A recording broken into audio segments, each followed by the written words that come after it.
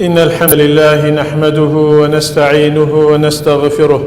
ونعوذ بالله من شرور أنفسنا وسيئات أعمالنا. من يهده الله فلا مضل له ومن يضلل فلا هادي له،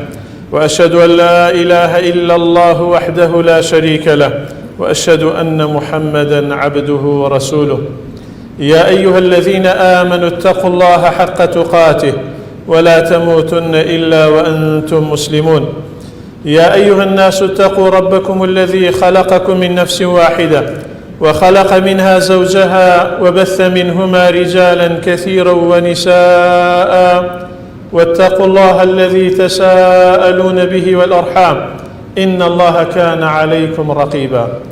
يا أيها الذين آمنوا اتقوا الله وقولوا قولا سديدا يصلح لكم أعمالكم ويغفر لكم ذنوبكم، ومن يطع الله ورسوله فقد فاز فوزا عظيما. أما بعد، فإن أصدق الحديث كتاب الله، وخير الهدي هدي محمد صلى الله عليه وسلم، وشر الأمور محدثاتها، وكل محدثة بدعة، وكل بدعة ضلالة، وكل ضلالة في النار. مسلمانان عزیز و خۆشەویست، صفەتی ئینسان وایە کەوا ڕۆژانە تاوان ئەنجامەدات. تاوانێکی یەکجار زۆر، بەڵام بەبێ ئەوەی حسابی بۆ بکەین یا ئاگامان لێبێ. بەڵام لە ڕەحمەتی خوای گەورە زۆرێک لە تاوانەکان ئەسڕێتەوە بەهۆی هەندێک کار و کردەوە کە لە توانای ئێمە هەیە، و زۆرێکیان سووک و ئاسانن بەهۆیەوە خوای گەورە تاوانەکانمان یا هەندێک لە تاوانەکان ئەسڕێتەوە و پەڕا و سەحیفەی نامەی ئەعمالمان ئەوەی کەوا خراپەکانە سووک ئەبێ و تای ترازووی کردەوە خراپەکان لە ڕۆژی قیامەت پێ سووک ئەبێ. با بچینە خزمەت هەندێک کار و کردەوە کە بەهۆیانەوە خوای گەورە تاوان ئەسڕێتەوە، ئەبێتە کەفارەتی گوناحەکانمان بۆی کەوا ئەنجامیان بدەین بە ئومێدی ئەوەی کەوا خوای گەورە لە تاوانەکانمان خۆش بێ و بیسڕێتەوە. یەکەم کردەوە کەوا باسی بکەین و بێتە هۆی سڕینەوەی تاوانەکان بە ڕۆژوبوونی ڕۆژی عاشورایە، دەی مانجی محەڕەم.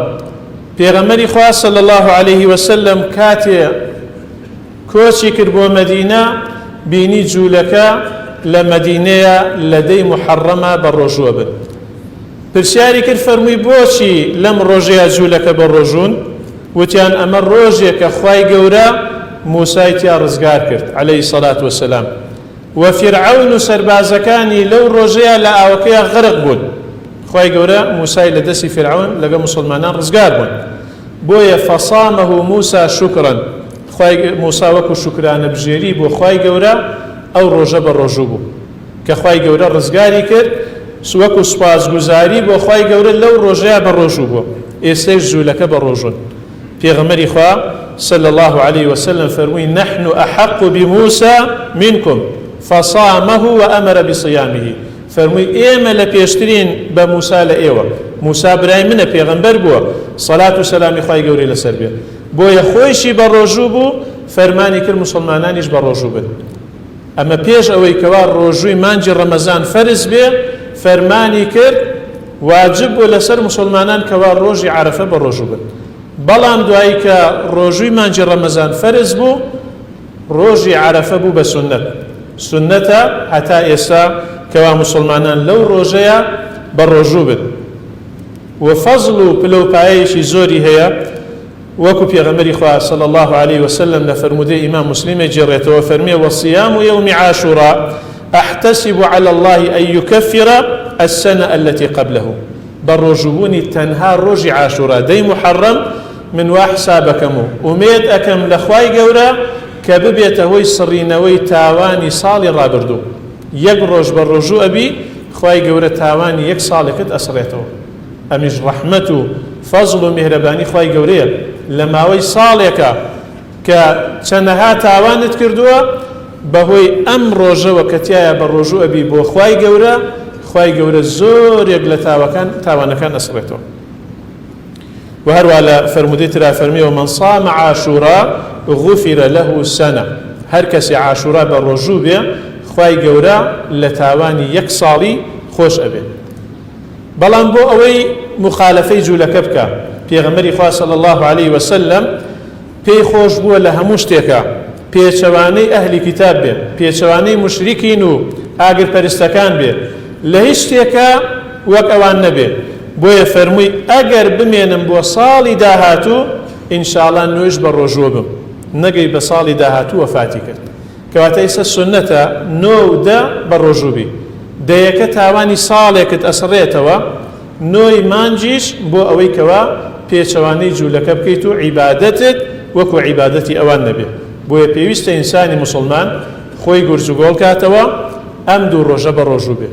و مانجی محەڕەم پێغەمبەری خوا صلی الله عليه وسلم زۆر تایە بە ڕۆژوو بوو. جگە لەم دوو ڕۆژە چەندێک بتوانی تایە بە ڕۆژوو بی ئەجر و پاداشتێکی زۆری تایە. بە مانجی خوای گەورە ناوی بردووە شەهر الله الحرام. بۆیە وتراوە مانجی خوای گەورە لەبەرەوەی تەنها ئەم مانگە لە ئیسلامە ناوێنراوە محەڕەم. مانگەکانی تر هەمووی لە پێش ئیسلامە ناویان هەبوو، بەڵام بە مانجی محەڕەمە وترا سەفەری دووەم. پێغەمبەری خوا صلی الله علیه وسلم ناوینا مانجی محەڕەم، بۆیە پێی وتراوە مانجی خوای گەورە. هەندێک کردەوەی ترکەوە بەهۆیەوە خوای گەورە لە تاوان خۆشە بێت، تاوان ئەسڕێتەوە. مانەوە لە مزگەوتە لە دوای سەلامدانەوە، دوای ئەوەی کەوا سەلامت دایەوە ماوەیەک چەندێک زیاتر بمێنیتەوە، مەلایکە دوعای خێرت بۆکە و خوای گەورە بەهۆیەوە لە تاوانەکانت خۆشە بێت. واتە کە ئیمام سەلامی دایەوە پەلەت نەبێ ڕاکەیتە دەرەوە، کەمێک چەند خولەکێک بمێنەوە لە شوێنی خۆت بەلای کەمەوە هەتا وەکو زیکرەکانی دوای نوێژە خوێنی. ئەگەر دوای نوێژی بەیانیە زیاتر بمێنەوە، بەڵکو تا خۆرکەوتن ئەگەر بتوانی بمێنیتەوە زیکرەکانی بەیانیان بخوێنی، ئەوە بۆی ئەجر و پاداشتی زۆرت دەستکەوێت. پێغەمبەری خوا صلی الله عليه وسلم لە باسی کەفاراتە فەرمیێ وەلکەفارات و ئەوانەی کەوا تاوانی پێسڕێتەوە المكث في المساجد بعد الصلوات، مانەوە لە مزگەوتە لە دوای نوێژە فەرزەکان. نوێژە فەرزەکەت ئەنجامدا بمێنەرەوە زیکرەکانت بخوێنە، لەبەرۆی بەهۆی ئەمە خوای گەورە ئەیکاتە کەفارەتی تاوانەکانت، ئەیکاتە هۆی سڕینەوەی تاوانەکانت. والمشي على الأقدام إلى الجماعات، ئەگەر توانیت بەپێ، ئەگەر ماڵت نزیکە بەبێ بێی بۆ مزگەوت بۆ نوێژی جەماعەت، هاتنت بۆ نوێژی جەماعەت ئەبێتە هۆی سڕینەوەی تاوانەکانت. هەر هەنگاوێک کە تۆ ئەینەی تاوانێکت دێ ئەسڕێتەوە، هەنگاوەکەی تر خێرێکت بۆ نووسری هەتا ئەگەیتە مزگەوت. لە دوای شاکە گەڕایتەوە هەتا ئەچیتەوە ماڵ خۆت بە هەمان شتە. هەموو هەنگاوێ لە گەڕانەوەیە تاوانێکت لێ سڕێتەوە، هەنگاوەکەی تر خێرێکت بۆ نووسری. دەبزانە چەند هەنگاو ئەنی، چەندێ ماڵت لە مزگەوت دوورتر بوو دڵت پێی خۆش بێت لەبەر هەنگاوەکانت هەمووی ئەنووسرێت، لای خوای گەورە هیچی بزر نابێ و مەلایکەت ئەینووسێت. بۆیە هاتنت بۆ نوێژی جەماعەت ئەبێتە هۆی لێخۆشبوونی تاوانەکانت. کەم تەرخەمی مەکە، سست مەبە لە هاتن بۆ نوێژی جەماعەتە. چۆن بۆ نوێژی جومعە ئامادە ئەبی، ئاوەش ئەگەر لە ماڵ بووی ئامادەی نوێژی جەماعەت بە. ئەگەر لە هەر شوێنێ بووی لە هەر مزگەوتیە نزیک بووی کەم تەرخەمی مەکە، سست مەبە، تەمەڵ مەبە، گورج و گۆڵ بە، یەکسەر هەڵسە و بڕۆ بۆ مزگەوت و نوێژەکەت بە جەماعەت بکە. ئەجر و پاداشتی یەکجار زۆری تایە کە یەکێ لەو ئەجر و پاداشتانە سڕینەوەی تاوانەکان. وإسباغ الوضوء في المكاره، یەکێتر لەوانەی کەوا تاوان ئەسڕێتەوە دەستنوێژ شوشتنێکی جوان لە کاتی سەرمای زستانە، کاتێک کە دنیا زۆر ساردە، ئاوەکەیش ساردە، ئەلەو کاتەیە دەستنوێژەکەت لە کۆڵ نەکەیتەوە، دەستنوێژێکی پوخت و جوان و تێر و تەسەل بشۆ بەهۆیەوە خوای گەورە لە تاوانەکانت خۆش ئەبێ. فمن فعل ذلك، هەر کەسێ ئەم سێشتە بکە کە یەکەمیان مانەوە لە مزگەوتە لە دوای نوێژە فەرزەکان، دووەمیان هاتن بۆ نوێژی جەماعەت، سێهێمیشیان شوشتنی دەستنوێژێکی تەواو و تێر و تەسەل. فمن فعل ذلك عاش بخير، هەر کەسێ ئەم شتانە بکە ژیانی پڕخێر و بەرەکەتە بێ، هەتا لە ژیانی دنیایە بی ژیانت خۆشە بێ، ژیانت خێر ئەبێ، چاکە ئەبێ. وماتە بخەیرین، کە مردیشی هەر بە عاقبەت خێری ئەمری. سەیری کە بزانە سێ کردەوەی زۆر کەم کە لە توانای هەموومانە هەیە ئەنجامی بدەین ئەگەر کەم تەرخەم نەبین، ئەگەر ئیمانمان لاواز نەبێ، ئەگەر گرنگی بەم شتانە بدەین ئەتوانین جێبەجێ بکەین. نەک هەر سڕینەوەی تاوانەکانت بەڵکو بەهۆیەوە ژیانت خۆشە بێ خۆشگوزەرانە بێ ژیانت پڕ خێر و بەرەکەت و ڕەحمەتە بێ و بیژمری عاقبەت خێرە بێ بە شێوازێکی باش ئەمری هەندێ مردن هەیە پەنا بەخوای گەورە زۆر ئینسانی وا هەیە خراپەکار بە تایبەتی بە شێوازێکی خراپ ئەمرێ بەڵام وی ئیماندار بێ بە تایبەتی ئەم سێکردەوە جێبەجێ بکە مردنەکەیشت ئینشاءالله مردنێکی باشە بێ عاقبەت خێرە بێ وكان من خطيئته كيوم ولدته أمه لتاواني جواب أو رجوة كلدايك به چۆن کەسێک کە لەدایکە بێ تاوانی پێوە نییە بەهۆی ئەم سێکردەوە کەم و بچووکەوە کەم کاتەوە وەک ئەوەیەکەوە تازە لەدایک بێ ئایا شایانی ئەوە نییە کەوا پابەند بین بەم کردوانەوە ئەگە تا ئێستا کەمتەر خەم بووین لەمە دووە خۆمان گورج و گۆڵکەینەوە خۆمان سوس و سالاکەینەوە ئەم کردوانە ئەنجام بدەین بۆی ئەم هەموو فەزیلەت و چاکەیە بەدەست بێنین کە یەکێک لەوانە سڕینەوەی تاوانەکانتە لێخۆشبوونی خوای گەورەیە لەو تاوانانەی ئەنجامت داوە کە یەکێک لەوانە بەهۆی دەستنوێژەوەی لە فەرمودەیەتی پێغەمبەری خوا صلی الله عليه وسلم هەر لە فەزلی دەستنوێژە کە بێتە هۆی سڕینەوەی تاوانەکان ئەفەرمێ ئەلا ئەدلكم على ما يكفر الله به الخطايا ويزيد به في الحسنات ويكفر به الذنوب آية ئاگادارتان نەکەمەوە کە چ کردەوەیەک بەهۆیەوە خوای گەورە تاوانەکانتان ئەسڕێتەوە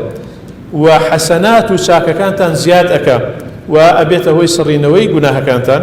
وتیان بەڵێ پێغەمبەری خوا صلى الله عليه وسلم پێمان بڵێ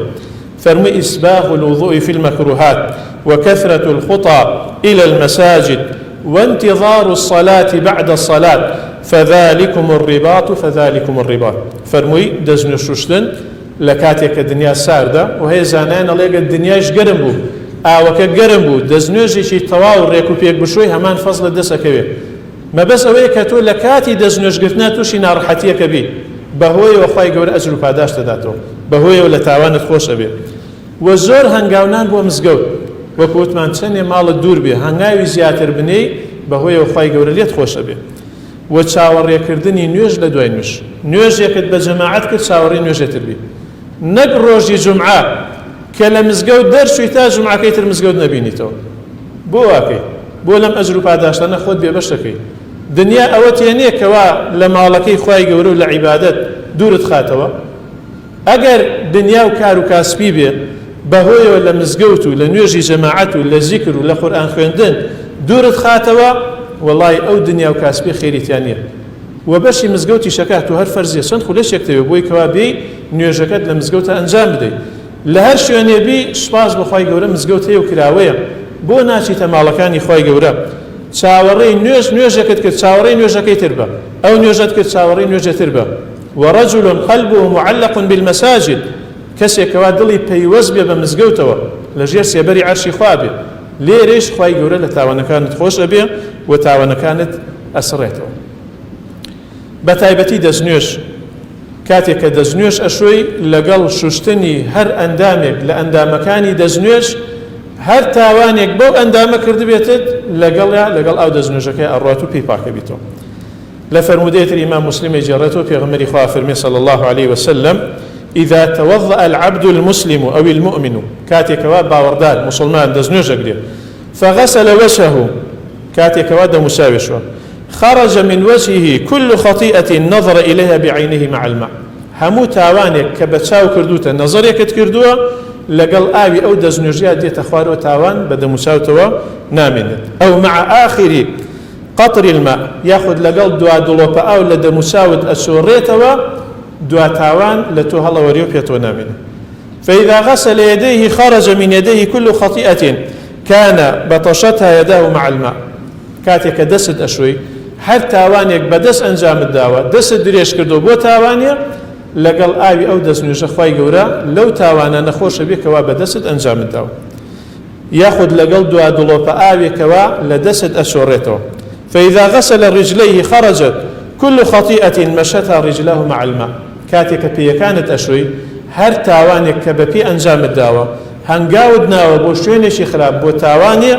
لقل دوا دلوبا آو كلا بي كانت أشوريتوا خواي قول له تاوانا نخوش به حتى يخرج نقيا من الذنوب تا كدزنوجك التواو أكي تو التواو لتاوان باك بيتو لبروي تاوانيا بدم كردوتا یا بە چاوە یا بە دەستە یا بە پێیە ئەمە لەگەڵ هەموویە تاوانەکان هەڵەوەرێ و فەرمی کاتێ ئاو لە دەمت وەرئەدەی هەر تاوانێکەوە بەدەم کردوتە لەگەڵ دەرکردنەوەی ئەو ئاوەی دەمت خوای گەورە لە تاوانە نەخۆشە بێکەوە بەدەم ئەنجامت داوە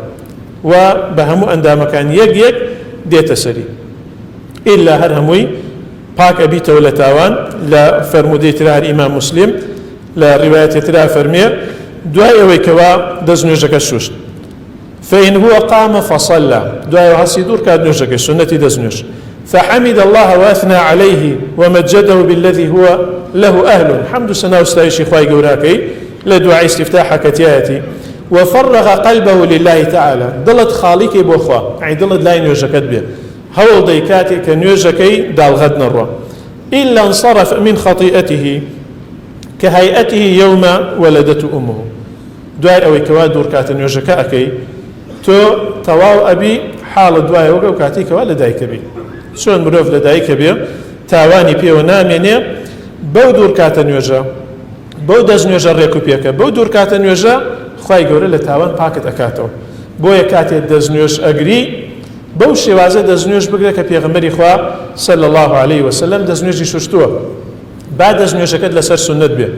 با نوێژەکەت لەسەر سنت بێ چۆن پێغەمبەری خوا صلی الله علیه وسلم نوێژی کردو بۆ شێوازە نوێژکە پەلەپەلی تیامەکە بە جوانی دەست نوێژەکە بگرێت دڵت لای نوێژەکە بێ بەهۆیەوە خوای گەورە لە تاوانەکانت خۆش ئەبێ بەو شێوازەی کەوا چۆن لە دایکەبی پاک و خاوێنی تاوانت پێوە نییە دووبارە خوای گەورە پاک و خاوێنت ئەکاتەوە داواکارین لە خوای گەورە لە تاوانەکانمان پاکمان کاتەوە قەڵەمی عەفو بەسەر تاوانەکانمان نەبێنێ لێمان خۆش بێ آمين والحمد لله رب العالمين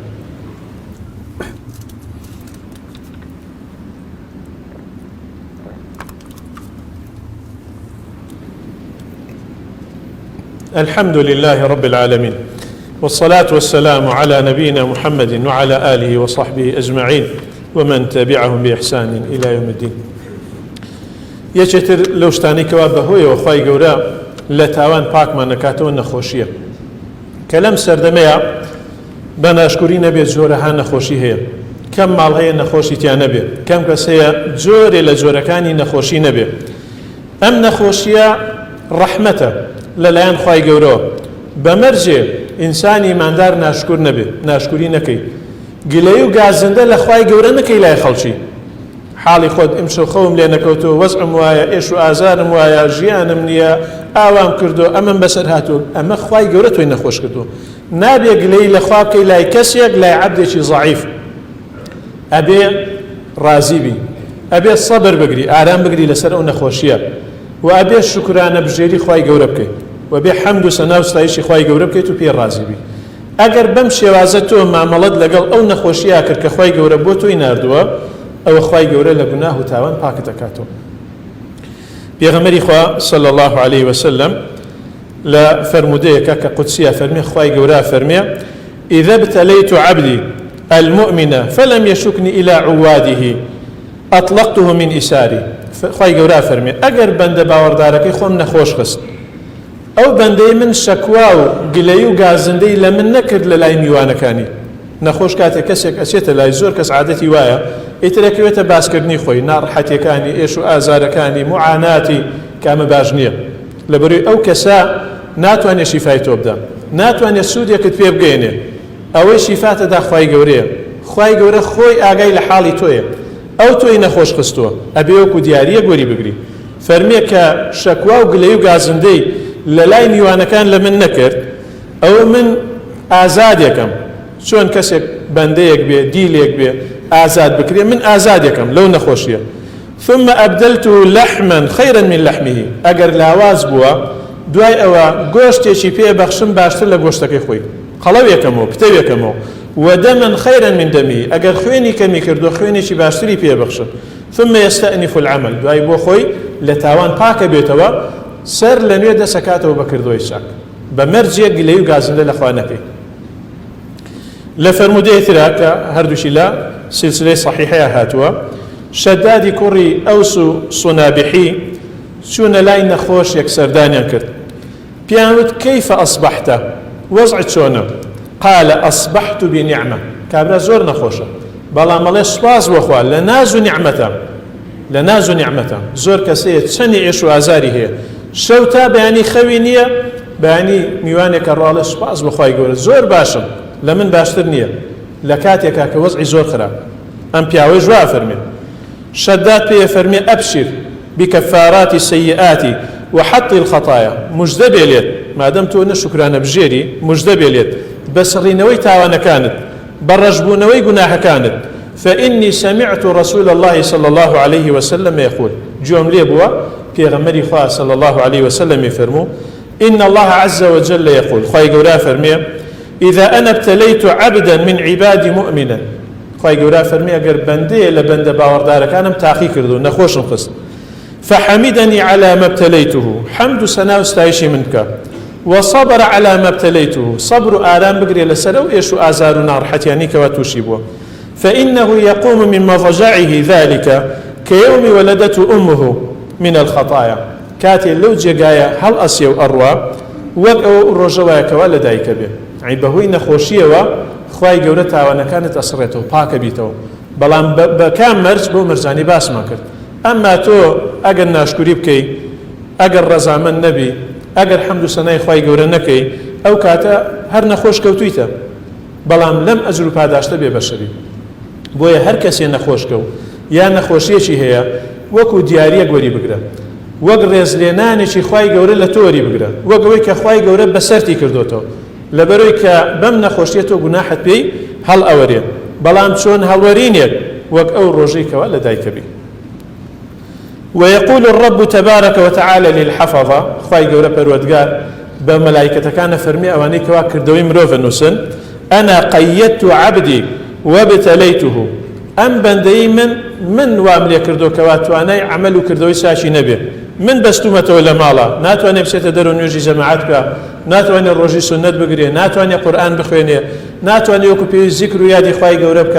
ناتواني خوي سرداني نخوش بك لها مو كردوي شاك بستومته ناتواني بك من واملي كردو ومن تعقيم كردوته فأجر له ما كنتم تجرون له من الأجر وهو صحيح فەرمێ پێشتر کە لەشی ساغ بووە چەندێک کردەوەی چاچێ کردو چەندێ ئەجر و پاداشتی دەست ئەخست ئێستش کە لە ماڵەوەیە ناتوانێت کردەوەی چاک بکە هەموو ئەو ئەجر و پاداشتانەی بۆ بنووسن إن العبد إذا مرض أو سافر كتب له ما كان يعمل صحيحا مقيما إنسان كان نەخۆش کەوت یا چوو بۆ سەفەر و گەشتێ لە نەخۆشیە ناتوانێت ئەو عیبادەتانە بکەی کەوا بەلەش ساغیەکەی لە سەفەرە ناتوانێت ئەو عیبادەتانە بکەی کە لە ماڵ و حاڵ و شوێنی خۆتایەکەی خوای گەورە فەرمی هەمووی بۆ بنووسن لە ماڵی خۆیان چی کردەوەی چاچی کردو ئێستا لە سەفەرەیە ناتوانێت بیکا بۆی بنووسن کاتێک کە نەخۆشە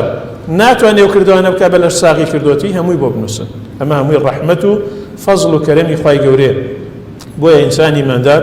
هەموومان نەخۆشەکەوین هەموومان نەخۆشمانە بێ ئەبێ سەبر بگری ئارام بگری نە بەدەمت ناشکوری بکەی نە بەلاشت ناشکوری بکەی حەمد و سەنا و ستایشی خوای گەورە بکە تۆ بەهۆی ئەم نەخۆشیە ئینشاءڵڵا لە تاوانەکانت پاکە بیتەوە خوای گەورە ئەگەر کەسێکی خۆش نەوێ تاقی ناکاتەوە إن الله إذا أحب قوما ابتلاهم خوای گەورە کەسانێکی خۆش بێ ئینجا تاقیە نەکاتەوە ئینجا دەرد و بەڵا و ناخۆشی و موسیبەتی بۆ ئەنێرێ يبتلى المرء على قدر دينه إنسان بجوري دينك تاقيكريته فإن كان دينه صلبا اشتد بلاؤه أجر دينك قايم به بتو به جوان دين داري بكي تاقي كرنوكت قرستر به سختر به بلا ومصيبة وناخوشي يك بدوا يك روتيك بلا به صبر بقري بزاني متو خوشويستي خواي جوري خوشويستي خوي تاقي كاتوا بوي الدنيا باكت كاتو أمها متاوان زوري كوا أيكين ئەگەر بەم کردوانە و ڕەحمەتی خوای گەورە نەبێ بۆ ئێمە فەزلی خوا نەبێ باریش سەرشانمان بۆ قیامەتمان زۆر قورسە بێ بۆیە پێویستە ئەم کردەوە چاکانە ئەنجام بدەین بەردەوام بۆی ئەو تاوانانە ئیکەین وردە وردە بە ئیزنی خوای گەورە بسڕێتەوە خوای گەورە لە تاوانی هەموو لایەک خۆش بێ یا ڕەبی خوای ئیسلاحی حاڵمان بکەی شیفای نەخۆشەکانمان بدەیت یا ڕەبی خوای هەر کەسێک نەخۆشە شیفای خێر و پەلەی بۆ بنێری یا ڕەبی خوای هەر کەسێک سیحر و جادووی لێکراوە شیفای بدەیت هەر کەسێ چاو نەفەزلی داوە خۆیان شیفای بدەیت هەر کەسێ تووشی کۆرۆنا بۆ خۆیان شیفای بدەیت هەر کەسێ نەخۆشی دەرونی هەیە خۆیان شیفای بدەیت هەر کەسێ تووشی شێرپەنجە بۆ خۆیان شیفای بدەیت هەر نەخۆشیێکی جەستەیی هەیە خوایە شیفای سەرجەم نەخۆشی مسلمانان بدەی باریشانیان سوکەی هەر کەسێک قەرزارە خوایە دانەوە قەرزەکانی بۆ ئاسانکەی یارمەتی بدەی هەر کەسێک کێشە و گرفتی هەیە خوایە بۆی چارەسەرکەی هەر کەسێک دڵتەنگ و خەفەتبارە خوایە دڵخۆشیکەی هەر کەسێک کەسێکی نادیارە خوایە بە کەسوکاری شادی بکەیتەوە هەر کەسێکی مردووە ئازیزێکی لە دەستداوە خوایە سەبوریان بدەی خوایە هێمنی و ئارامیدا بزێنتە سەر دڵەکانیان یا ربی خوایە هەر کەسێک هاوسەرگیری نەکردو هاوسەرگیری بۆ ئاسانکەی ئەوەی مناڵی نێ خوایە مناڵی ساڵحی پێبەخشی ئەوەی مناڵی هەیە خوایە مناڵەکانی مسلمانان ساڵحکەی مناڵی مسلمانان بپارێزی خاک و وڵات و میلەتمان پارێزی ئەمن و ئاسایشمان پارێزی زیاتر سەقامگیریکەی قوتابی و خوێندکارانمان لە تاقیکردنەوەکانیان سەرکەوتووکەی بۆیان ئاسانکەی یارمەتیان بدەی ڕەحمەت و بەرەکەت و میهرەبانی خۆت بڕشێنی بەسەرمانە لە گوناه و تاوانی مردوەکانمان خۆشبی لە بەهەشتا کۆمان کەیتەوە آمین والحمد لله رب العالمين وصلى الله وسلم على نبينا محمد وعلى آله وصحبه أجمعين